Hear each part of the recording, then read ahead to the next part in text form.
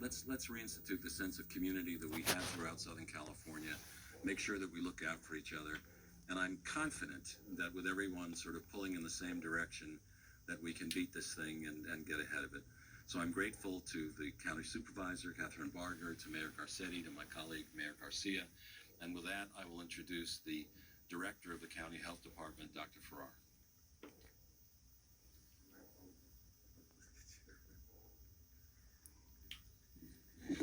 Good evening, everyone, and thank you so much. I am so honored to be here with our leaders, who have led both exceptionally well and with an enormous amount of courage.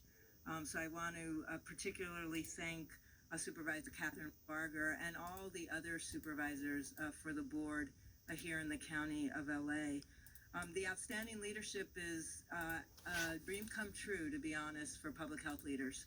It doesn't always line up, and when it does, it makes a huge difference in being able to do the work that's most effective when you have a pandemic. And I couldn't ask to work for a better group of people than the Board of Supervisors here in LA. I also want to thank Mayor Eric Garcetti from LA. We talk often. LA is a big city, and again has set forth a path that allows us to move together, but move with deliberate action. And again, that makes a huge difference when you can all come together. And I want to really acknowledge and be grateful for the mayors from both Long Beach and from the city of Pasadena, and to your health directors and your health officers. Because this is an effort here in the entire county to make sure that we're marching together, that we have a plan, and the plan is safer at home, so that we all do our part to make sure that we slow the number of new cases we have of COVID-19. And we must slow the number of new cases we have. We must. Without slowing the number of new cases, we will for sure overwhelm not only our healthcare system, but many other essential services as workers who are doing those essential services fall ill. The predictions are not inaccurate to say that many people can become infected here in LA County. There's not a single person, except for those who already have the disease of COVID-19, that have any immunity to this virus. That means for all of us, there is a high degree of certainty that with exposure, we will be able to, in fact, become infected. And we're a very jurisdiction. There are over 10 million people that live here. So if you start running the numbers, you could have a consequence of many people that not only are infecting others, but that for some of our most vulnerable who are getting infected causes enormous strain on the healthcare system, since they will experience this with serious illness.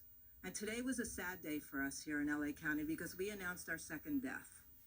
And our second death was a relatively young person. So I do want to echo the messages we've all heard tonight, that this is a disease that can strike almost everybody who lives here in LA County. And there is no security in thinking that you're either not going to be affected or don't have the responsibility to protect others. We must think about the fact that each one of us on any given day can be carrying this infection, and that the people we're with and connected to may also transmit this infection. That's why we need to stay 6 feet apart for as much time as possible with as many of the people who we're interacting with throughout the entire day. And obviously, the less people we interact with, the easier it is to reduce your chance of exposing someone and someone else's chance of exposing you. And I too want to echo the thanks that have been expressed tonight for our essential workers. I know my team is in that group of essential workers, and they're working really long hours.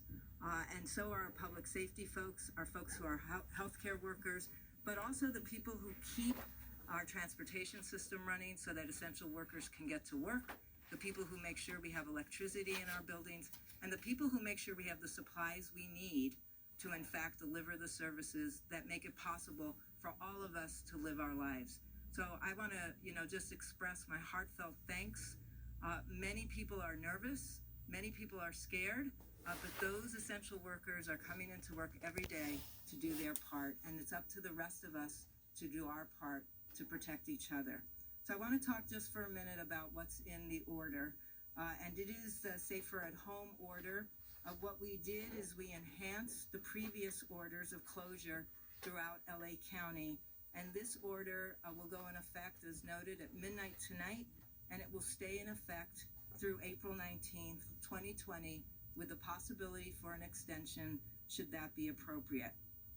As noted, all public and private group events and gatherings of 10 or more people are prohibited anywhere in LA County.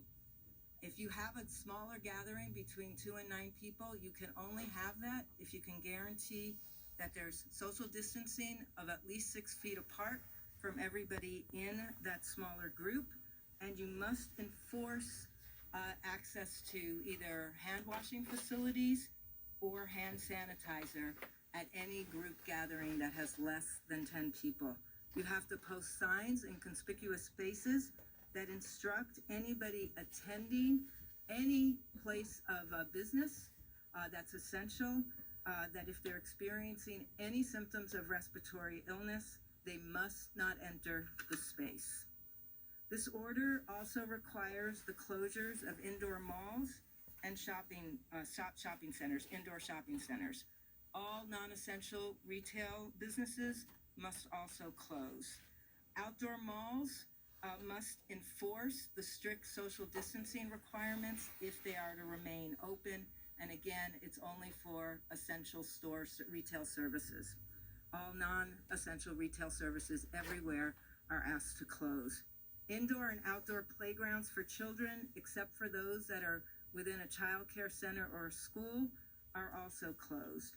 And we ask that everybody adhere to all of the original guidances, orders that we issued later last week. That includes that bars remain closed, gyms remain closed, entertainment centers remain closed, theaters remain closed, all large event venues remain closed, and food establishments are only open for pickup, delivery, or drive-through.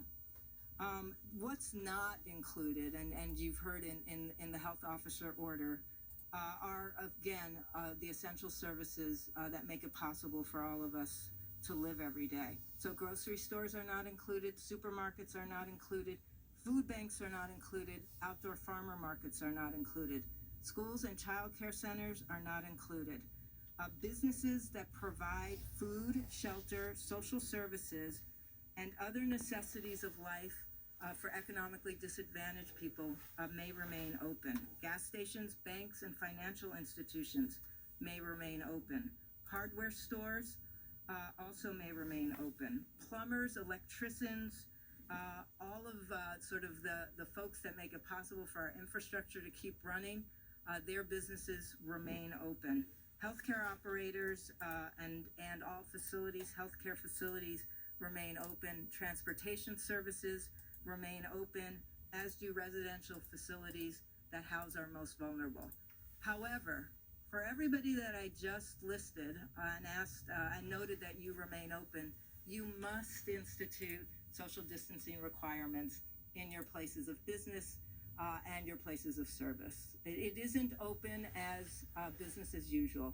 It's open by taking an abundance of caution and remembering that everything we do, we have to look at through the lens of keeping our distance of 6 feet apart from each other as much as possible. Healthcare workers and those that are providing direct services are afforded the opportunity to use personal protective equipment that allows them to do their jobs really well, which require often close contact. But for the rest of us, we need to practice our social distancing as we note that we may be essential workers. And I want to close by thanking everyone. I've witnessed an enormous amount of cooperation, collaboration, kindness, compassion, and going with grace. Knowing that this is so difficult for so many, I really want to extend my deepest appreciation to all of you out there who have been doing your best to do your best part in preventing the transmission of more COVID-19 than we need to see. And I know it's been hard, and I know it's extraordinarily difficult, and I know for some people it's actually had devastating impacts. But I do want to let you know we're here to be of service. And at this point, being of service means trying to make sure that as few people as possible become infected, and that we maintain a healthcare system that could treat everyone when they need care. So thank you so much for having me tonight.